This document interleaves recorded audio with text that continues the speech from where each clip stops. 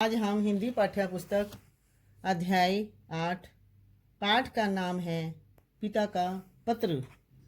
इसमें नेहरू जी अपनी बेटी को पत्र के द्वारा इंदिरा देश तथा स्वतंत्रता के बारे में संग्राम के विषय में जानकारी दे रहे हैं। प्रिय इंदिरा, इसमें नेहरू जी जेल में से अपनी बेटी को पत्र लिख रहे हैं। उनका जन्मदिन है, उसके बारे में वो बधाई दे रहे हैं।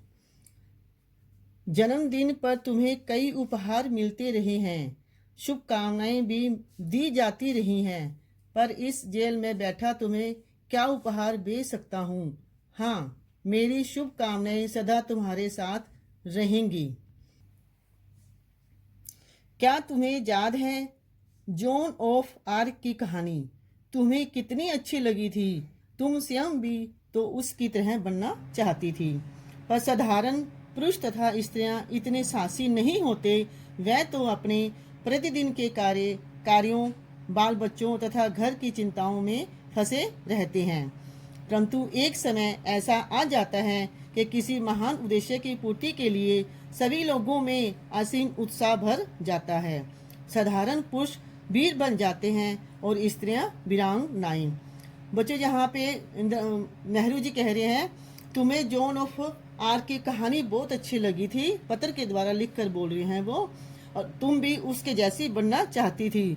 मगर यहाँ प्रतिदिन सभी बाल स्त्रियां पुरुष अपने घर के चिंताओं में फंसे रहते हैं। वो अपनी उद्देश्य की पूर्ति के बारे में नहीं जानते, मगर वो उद्देश्य की पूर्ति के लिए सभी लोगों में असीम उत्साह भर जाता है और साधारण पुरुष वीर बन जाते हैं, स्त्रियां वीरांगनाएं बन जाती हैं। आजकल हमारे भारत के इतिहास का निर्माण हो रहा है। बापूजी ने भारतवासियों के दुखों को दूर करने के लिए आंदोलन छेड़ा है। मैं और तुम बहुत ही भाग्यशाली हैं। यह आंदोलन हमारी आंखों के सामने हो रहा है और हम भी इसमें किसी न किसी रूप में भाग ले रहे हैं। एक महान उद्देश्य हमारे सामने है। हमें इसकी पूर्ति के लिए बहुत कुछ करना है।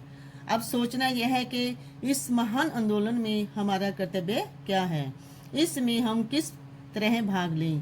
परंतु जो कुछ भी हम करें, हमें इतना स्मरण रखना चाहिए कि उसमें हमारे देश को हानि न पहुंचे। कई बार हम संदेह में भी पड़ जाते हैं कि हम क्या करें क्या ना करें। यह निश्चय करना कोई सरल कार्य नहीं है। बच्चे, यहाँ पे एक आंदोलन महात्मा गांधी ने आंदोलन छेड़ा हुआ है।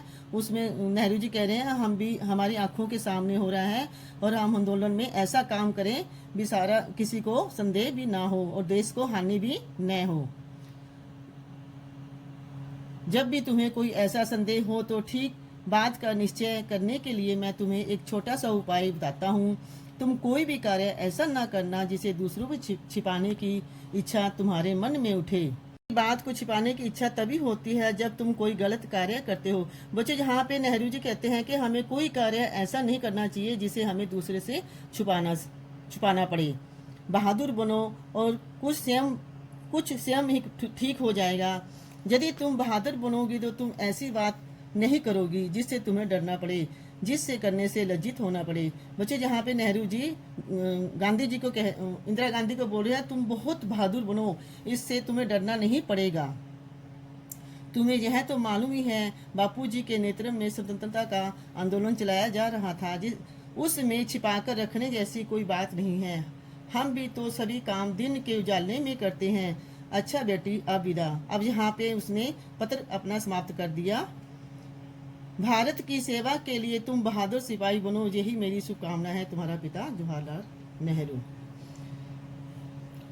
शब्द अर्थ: उपहार, तोहफा, साहसी, हिम्मती, वीरांगनाएं, वीर स्त्रियां, स्मरण, स्मृति, याद, उपाय, तरीका, साधारण, सामान्य, उद्देश्य, लक्ष्य, कर्तव्य, धर्म, लज्जित, शर्मिंदा, नेतृत्व, अगुवाई। आइए अभ्यास करें। साहसी कौन नहीं होते? साधारण पुरुष तथा स्त्रियां। किसके नेतृत्व में स्वतंत्रता के आंदोलन चलाया जा रहा है? बापूजी के। नेहरू जी किसे बहादुर बनने के लिए कह रहे हैं? बच्चों, किसे कह रहे हैं? साधारण पुरुष तथा स्त्रियों को। हमें कैसा बनना चाहिए बच्चों? बहादुर व साहसी। सही विकल्प पर सही का निशान लगाइए। यह पत्र कहाँ से लिखा था बच्चों नेहरू जी ने? जेल से। जन्मदिन पर मिलते रहे, क्या क्या मिलते हैं बच्चों? उपहार। आजकल हमारे देश के इतिहास का निर्माण हो रहा है। किसका हो रहा था? हमारा देश कौन सा है? भारत। यह पत्र किसको लिखा गया था बच्चों? किसको लिखा था? अपनी बेटी इंदिरा गांधी को। गद्यांश पढ़कर पूछे गए प्रश्नों के उत्तर लिखिए। बच्चों ये अच्छे से पढ़ना है और इसके उत्तर आपने देने हैं। इंदिरा गांधी किस की तरह बनना चाहती थी? जॉन ऑफ आर्क की तरह। क्या साधारण पुरुष तथा स्त्रियां साहसी होते हैं? नहीं। बच्चों हमने पढ़ा था ना, साधारण पुरुष स्त्रियां साहसी नहीं होते। लोगों में असीम उत्साह कब भर जाता है? जब किसी महानुद्देश्य की पूर्ति करनी हो।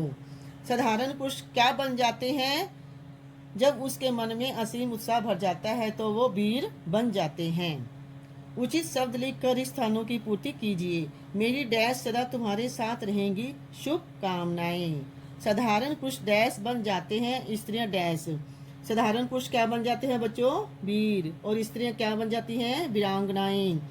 मैं और तुम बहुत ही डैश हैं, क्या है? भाग्यशाली।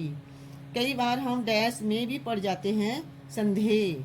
बापूजी के डैश में स्वतंत्रता जी का आंदोलन चलाया जाता था, क्या है? नेतृत्व।